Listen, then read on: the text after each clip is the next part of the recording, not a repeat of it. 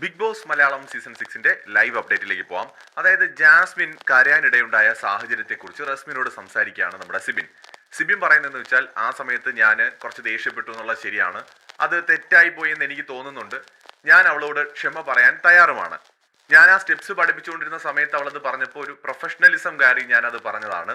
പക്ഷേ 2-3 ദിവസമായിട്ട് അവൾ എന്നെ വല്ലാതെ ഇറിറ്റേറ്റ് ചെയ്യുന്നുണ്ട്. ഇന്നലെ തന്നെ ഞാനുമായിട്ട് സംസാരിച്ചുകൊണ്ടിരുന്ന സമയത്ത് പ്രൊവോക്കായിട്ട് ഇനി ഇവിടെ ഇരുന്ന് മെഴുകെന്ന് പറഞ്ഞ് എണീറ്റ് പോയി.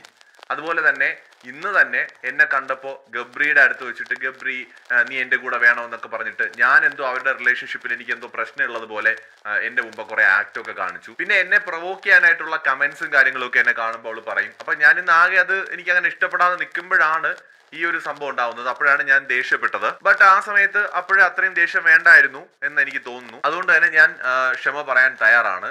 മാത്രമല്ല, ഇതിന് മുമ്പ് ഇതുപോലെ എൻ്റെ ഭാഗത്തു നിന്ന് ഒരു മിസ്റ്റേക്ക് ഉണ്ടായ സമയത്ത് ഞാൻ വന്ന് അവളുടെ അടുത്ത് സോറി പറഞ്ഞതാണ്. അപ്പോഴ് അവളൊരു പുച്ഛ ഭാവമായിരുന്നു. അപ്പോൾ നമ്മൾ മാക്സിമം താഴ്ന്നു കൊടുക്കുകയാണ്. എന്നെക്കാളും 10 വയസ്സിന് പ്രായം കുറവാണ് അവൾക്ക്. അപ്പോൾ അതൊന്നും നോക്കാതെ നമ്മൾ അവളുടെ അടുത്ത് സോറി പറയുമ്പോഴും അവൾ അതിനൊരു പുച്ഛത്തോടെ കണ്ടതൊന്നും എനിക്കന്നത് അത്ര ഇഷ്ടപ്പെട്ടിട്ടില്ല.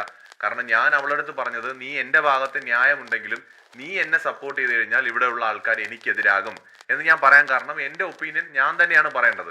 വേറൊരാൾ അതിനകത്ത് കയറി ഇടപെട്ട് പറഞ്ഞാൽ എനിക്കെന്ത് പറയാൻ അറിയില്ല എന്നേ അവർ ചോദിക്കുള്ളൂ. അപ്പോൾ എൻ്റെ അഭിപ്രായം ഞാൻ പറഞ്ഞോളാം എന്ന് തന്നെയായിരുന്നു എൻ്റെ നിലപാട്. പക്ഷേ അവൾക്കത് ഹേർട്ടായി. അവൾ പോയിരുന്ന് കരയെന്ന് കണ്ടപ്പോഴാണ് ഞാൻ പോയിട്ട് സോറി പറഞ്ഞത്. അപ്പോൾ അവൾ മുഖത്തൊരു പുച്ഛ ഇട്ടിട്ട് ഒരു എക്സ്പ്രഷൻ ഇങ്ങനെ കാണിച്ചു.